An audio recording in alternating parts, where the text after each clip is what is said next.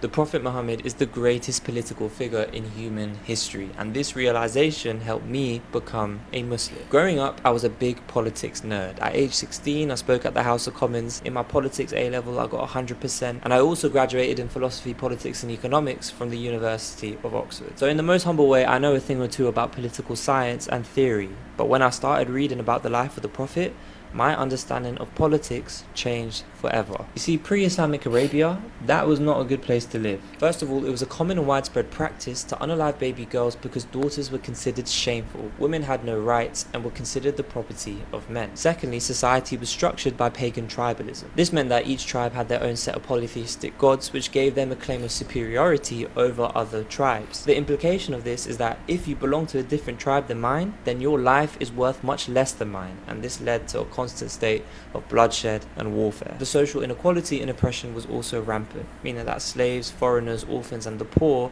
had absolutely no respect or dignity. And so the story begins with a humble merchant called Muhammad, who starts receiving these revelations from God that fundamentally challenge the norms of that society by spreading the message of Islam. Now for the rest of this video, I'm actually not going to focus on the divine religious parts of this story, but actually focus purely on the political. And that's because even by secular political standards, his political ideas and accomplishments are both revolutionary and completely unheard of. The core of his entire message was pure monotheism, a belief in one God and one God only. Now if you're not religious, you might not think that's important, but actually this metaphysical principle had profound political implications. It first implied fundamental equality between all people. It didn't matter what your pagan tribe said, because we all worshipped one God, we were all created equally. And this was very dangerous because it undermined the authority of those pagan tribes because they drew their legitimacy from those polytheistic gods. So naturally, when the dominant tribes saw oppressed people flocking to convert to Islam, they saw it as problematic because it uprooted traditional power structures. And as the message started to gain more popularity, the dominant tribes like the Quraysh became worried. So much so that they offered the Prophet Muhammad political power, wealth, status and women to abandon his revolutionary message. Unfazed by their temptations, the Prophet simply refused, saying that this wasn't about him but a devotion to something greater, a devotion to the one God. And this political message was also groundbreaking for gender relations. You see, the Prophet argued for explicit rights and protections for women that didn't exist anywhere in the world at the time. Islam came to abolish this evil practice of female infanticide by elevating the status and sanctity of daughters by promising heaven to the fathers who raised them. Men were also forbidden to interfere with women's property and inheritance. Meanwhile, the UK didn't even allow women to have private bank accounts until 1975. But there was also a sense of realism in his leadership, because unlike the other pacifist spiritual sages throughout history, the Prophet taught to fight against oppression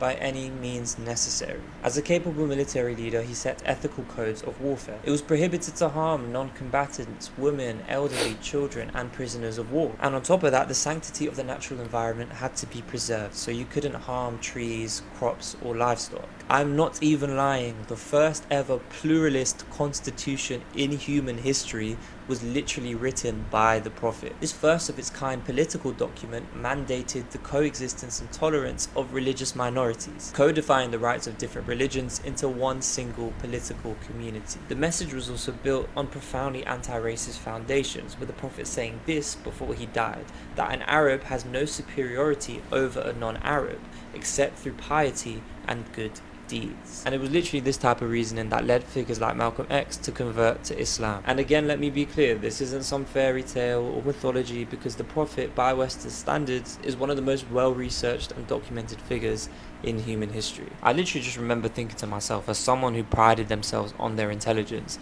how did I not know any of this before? The Prophet Muhammad is the greatest political figure in human. Alright, so that's the video.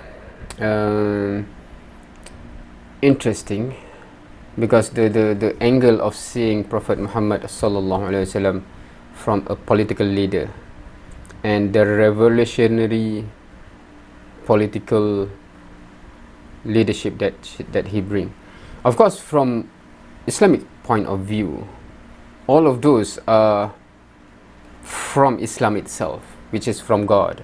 It's not like Muhammad sallallahu alaihi wasallam think of each of those as a political solution to what he is facing.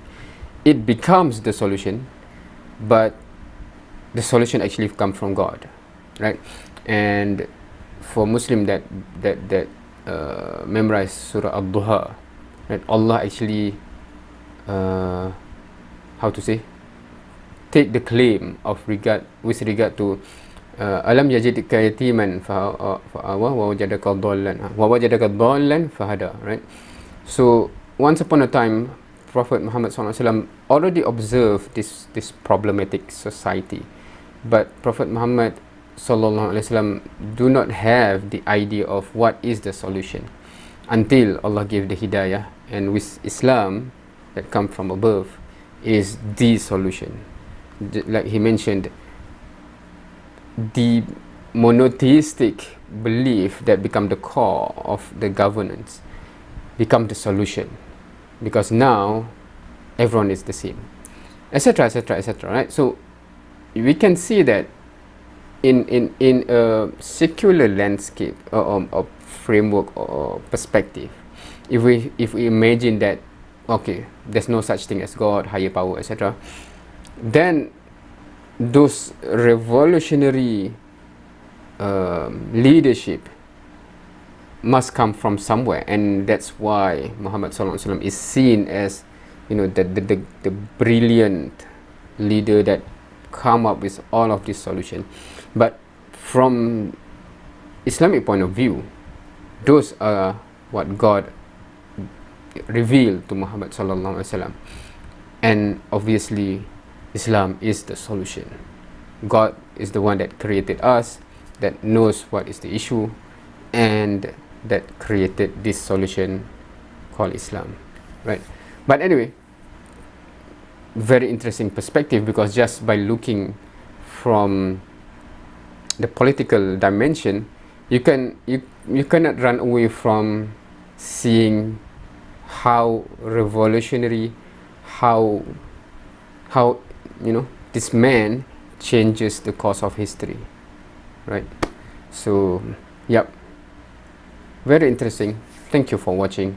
See you next time.